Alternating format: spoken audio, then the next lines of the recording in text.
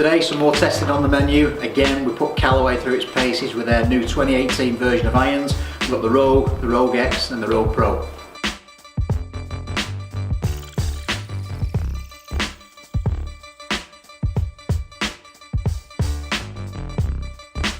Callaway Rogue irons packed with loads of technology again. It features 360 face cup technology combined with variable face thickness. Now these two technologies combined influences how the face itself flexes to promote more ball speed on off-centre hits. Also features loads of tungsten, as many improvement irons are going down the line of. For optimal flight and control, the tungsten weighting allows us to position the CG in the desired locations to maximise forgiveness and playability. Also got something called urethane microspheres, which Callaway say is for phenomenal sound and feel. Alright Callaway, let's give it a test. The Rogue X is Callaway's explosive iron model for the 2018 range. It features all the same technology that the standard Rogue has, but this model is lighter, longer and stronger compared to the standard model. It also features stronger lofts, the 7.9 playing at 27 as opposed to 30 degrees with the standard model. And the wide sole that it features pulls the CG lower and deep for easy high launch and longer carry. The Rogue Pro is the more streamlined option in the range for this 2018 season. It caters for the preferences of the better player with a compact head, thinner top line and a thin sole. It also has a shallow cavity which has got little offset, which increases workability. The loft of the 7.9 is a little weaker than the others at 31 degrees. Features all the same technology that the Rogue and the Rogue X has, again for promoting faster ball speeds off-centre hits. So that's the tech and all the new products. Now for the indoor test. First up is the Rogue standard model. Now to keep the test similar, we're going to use the same shaft, which is the XP105 stiff, same length. We're going to use the Foresight Sports GCQuad to get the data and use the TaylorMade TP5 ball. Let's see how we get on.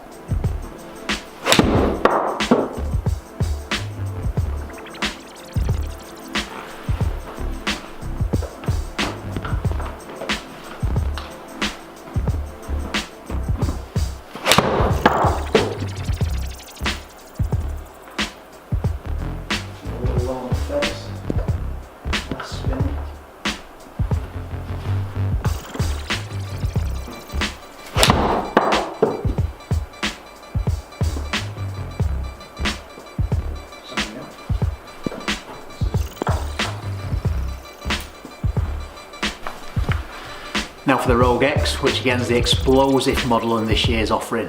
Lower CG, higher ball flights, lower spin. Let's see what it compares.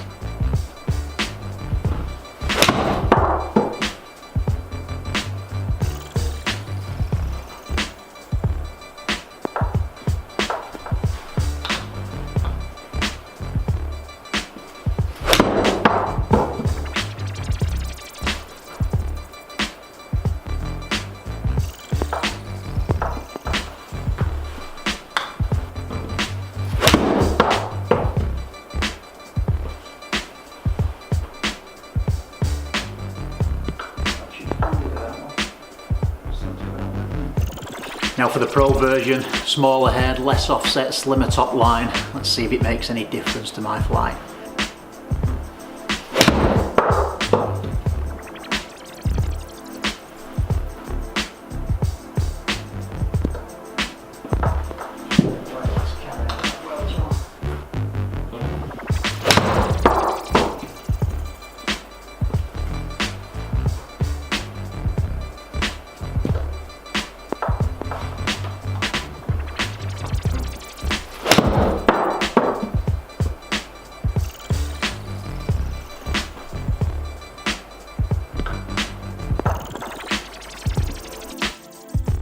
Let's look at some indoor results now. Looking at the carry distance, Rogue standard 166, Rogue X is coming 9 yards further. That's considerable. That's a club longer at 175, and the Rogue Pro is roughly in the middle at 170. So not bad distance carry numbers from the Rogue Pro, considering the loft on offer, but definitely Rogue X is the most explosive so far. So now for the all-important outdoor test. Remember, you've got to make sure you can gauge swing these clubs both outside and inside. It's alright getting some dry ball data and some numbers, but you got to make sure that you can shove them in your bag and play on a day like this where it's like -2, wind's heavy off the ride. Got to make sure you look after you. I'm going to hit one shot with each of the 3 irons out on the 14th here, Crumpton Royton. Really cold, quite breezy day, wind's heavy off the right. I've marked each shot, so we're going to have a look, each ball, so we're going to have a look up at the green as to how they've performed for carry distance. So I'm going to hit the Rogue Standard first. I've marked this one standard on the ball, so we know what to look for when we get up there. As far as appearance goes, this looks quite neat behind the ball. You can obviously tell that there's quite a bit of offset involved, which is going to add to the forgiveness and the feel.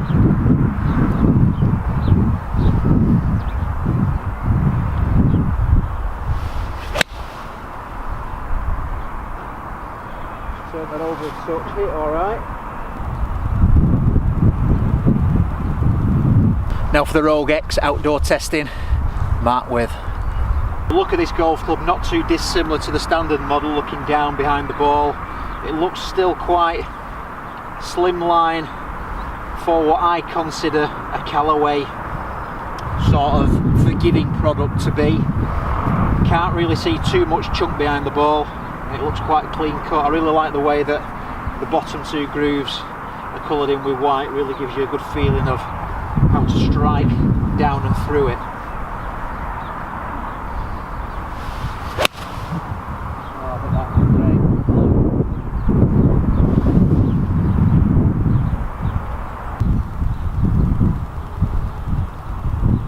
Okay, last up, Pro version.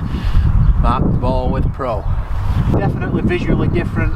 This club behind the ball, a lot more slim top line. This one hasn't got the lines on the bottom 2 grooves, which I liked about the other versions, but still it looks quite neat behind the ball. Obviously less offset, and I can see a fraction more loft on it as well. It plays at 31 with a 7 iron.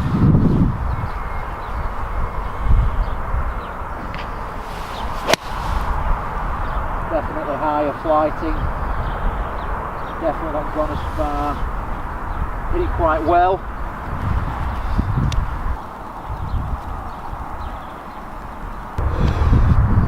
Now to go and find these balls. See, we're on a temporary green out right at the minute.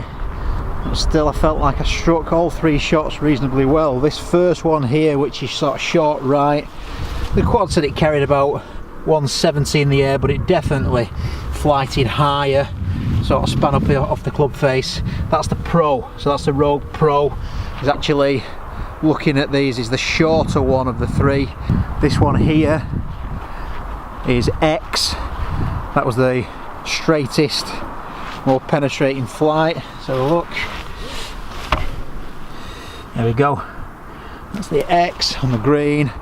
Short left, oh sorry, short right there is the Pro, and sort of level really distance wise with the X is the standard, but I did turn it over a little bit off the tee.